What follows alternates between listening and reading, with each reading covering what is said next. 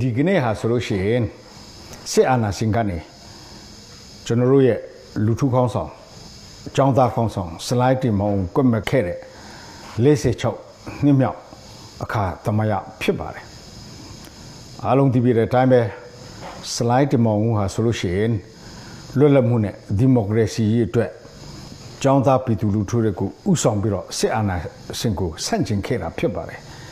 အဲဒါကြောင့်ပဲဒီစစ်အာဏာရှင်ကသူ့ကိုကျုံမင်းပေးပြီးတော့ကွက်မခဲ့တာဖြစ်ပါတယ်တကယ်တမ်းပြောမယ်ဆိုလို့ရှိရင်ဒီလူပေါင်းအတိုင်းဝဲမှာကိုမနေတစ်မနေအပ်တဲ့လူကိုပဲတေရာမင်းပေးတာဖြစ်ပါတယ်ဒါပေမဲ့ဒီကျွန်တော်တို့ရဲ့ခေါင်းဆောင်ကြီးစလိုက်တမောင်ကတော့ဒီစစ်အာဏာရှင်တွေကဒီသူတို့ကိုဆန့်ကျင်ပြီးတော့ဒီမိုကရေစီနဲ့အခြေခံလွတ်လပ်ခွင့်အတွက်တက်ပိုးနေတဲ့ဟာကိုသူတို့ကမတရားကွက်မခဲ့တာဖြစ်ပါတယ်ဆိုတော့ဒီစစ်အာဏာရှင်အောက်မှာတော့ပြည်သူတွေလုံခြုံရေးဆိုတာဘယ်တော့မှမရှိဘူးဒီကနေ့မှလည်းကျွန်တော်တို့ဒီစစ်အာဏာရှင်တို့ရဲ့အကျင့်တွေကဒီလိုပဲ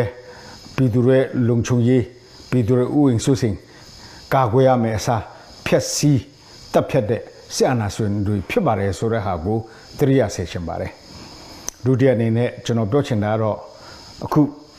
ဒီမြောက်လှိုင်းခေါင်းဆောင်တဲ့စစ်ကောင်စီတွေဟာဆိုလို့ရှိရင်တိုင်းသားလက်နက်ကိုင်ဖွဲ့စည်းတွေနဲ့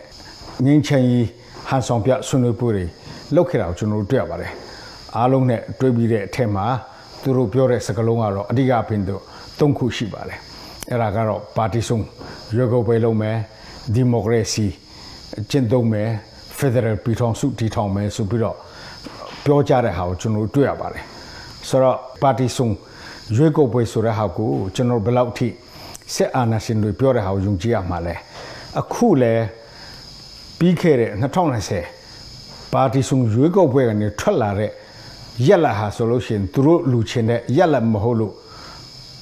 အကြောင်းမျိုးပြပြီးတော့သူတို့အာဏာသိမ်းတာပဲမဟုတ်လားအဲ့ဒါကြောင့်ဒီစစ်အာဏာရှင်အောက်မှာဘယ်ရွေးကောက်ပွဲပဲလုပ်လို့သူတို့မနိုင်ဘူးသူတို့ဖြစ်ချင်တဲ့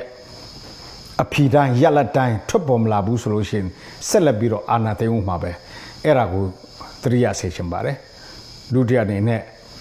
ကျွန်တော်တို့ဒီမိုကရေစီရဲ့အခြေခံမူတစ်ခုကတော့ဘာလဲဆိုတော့ civilian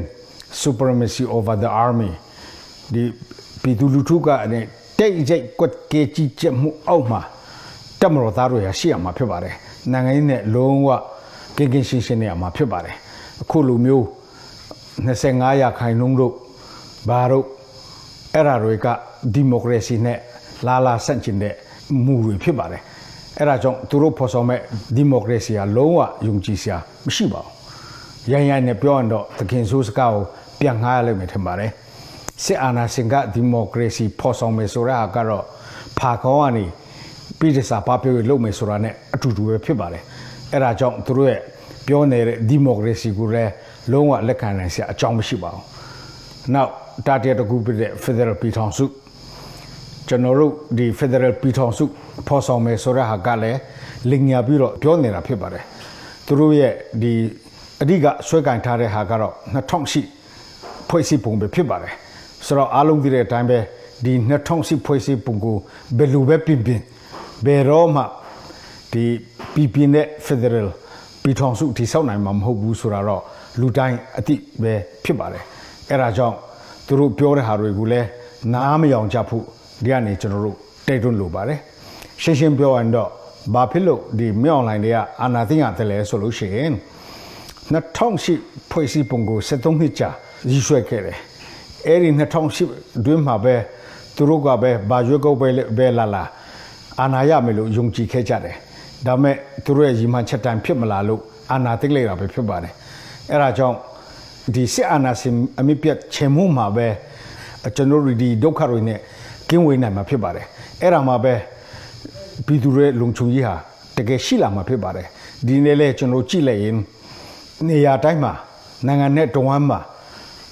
တပ်ဖြတ်မှုမိရှုမှုလူရဲမှုဖန်ဆီးမှုတွေပြုတ်လွှင့်နေတာကိုကျွန်တော်တို့တွေ့ရပါတယ်ဆိုတော့ဒီစစ်အာဏာရှင်အောက်မှာတော့ဘေးပြည်သူတူးတောင်မှ လုံလုံခြုံခြုံနဲ့နေနိုင်ကြမှာမဟုတ်ပါဘူးအဲ့ဒါကြောင့်ဒီစစ်အာဏာရှင်အမြင့်ပြတ်ချေမှုမှာပဲကျွန်တော်တို့လုံလုံခြုံခြုံနဲ့ကျွန်တော်တို့လူချင်းတဲ့ဒီမိုကရေစီကျွန်တော်တို့လူချင်းတဲ့ Federal ပြည်ထောင်စုကဒီဆောက်နိုင်မှာဖြစ်ပါတယ်အဲ့ဒါကိုပဲကျွန်တော်တို့ဒီ slide တင်မောင်ဦးတို့ကနေစပြီးတော့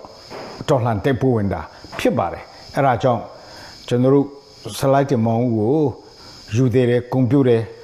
ဆိုလို့ရှိရင်ဒီစစ်အာဏာရှင်စနစ်ကိုအမြင့်ပြတ်ချေမှုန်းဖို့